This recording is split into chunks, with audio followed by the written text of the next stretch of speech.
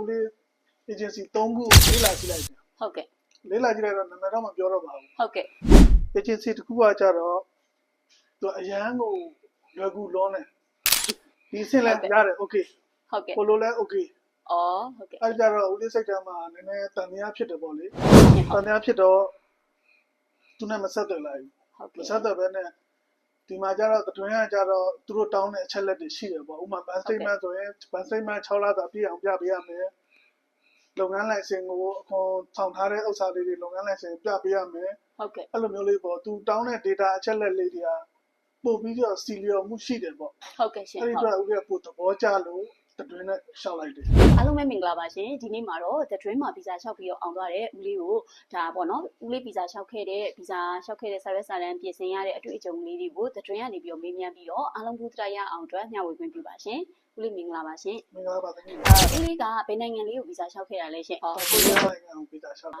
ဟုတ်ဦးလေးကကြတော့ကိုယ့်အကူအလဲပတ်နေနဲ့သွားဖို့လျှောက်ခဲ့တာလားဒါမှမဟုတ်ကိုရီးယားဘက်မှာမိသားစုဝင်ရှိလို့မိသားစုရှိဝင်ရှိသွားဖို့လျှောက်ခဲ့တာလားရှင်ဟိုဘက်မှာသမီးလေးရှိတယ်သမီးလေးရဲ့ခေါ်စာနဲ့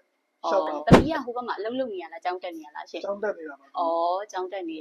တဲ့သမီးရဲ့ဖိတ်ခေါ်စာလေးနဲ့ဒီဘက်ကနေပြီးတော့အလဲသွားကြမယ်ပေါ့နော်ဟုတ်ကဲ့အဲ့တော့ဦးလေးကကြတော့ဒီ The Dream ကိုဘယ်ကနေပြီးတော့တည်ပြီးတော့ဗီဇာလေးလာလျှောက်ဖြစ်တာလဲဆိုတာလေးသိပြရစီရှင် The Dream ကိုဘယ်ကတည်လဲဆိုတော့သမီးရဲ့တကယ်ချင်း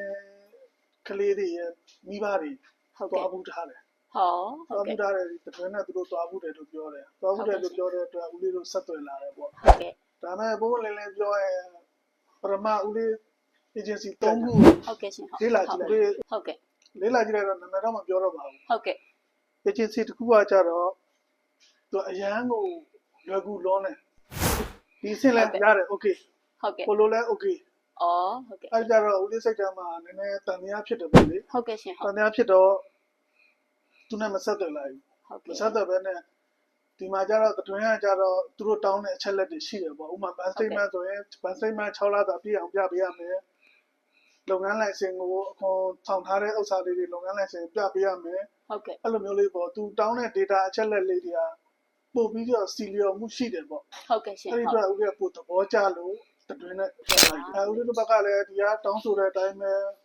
ဒီ bank statement တွေရဲ့လုပ်ငန်းလိုင်စင်တွေရဲ့စာရွက်ကိစ္စပေါ့တမီးရဲ့ခေါ်တာလေးတွေရဲ့အကုန်လုံးကိုတိတိကျကျလိုက်ပြင်ဆင်ပေးတယ်ဟုတ်ကဲ့ရှင်အဲ့လိုမျိုးပြင်ဆင်ပေးတဲ့အတွက်ဦးလေးတို့ဒီဗီဇာရရှိမှုကပို့ပြီးလွယ်ကူချောမွေ့တယ်လို့လည်းယူဆပါတယ်ဟုတ်ကဲ့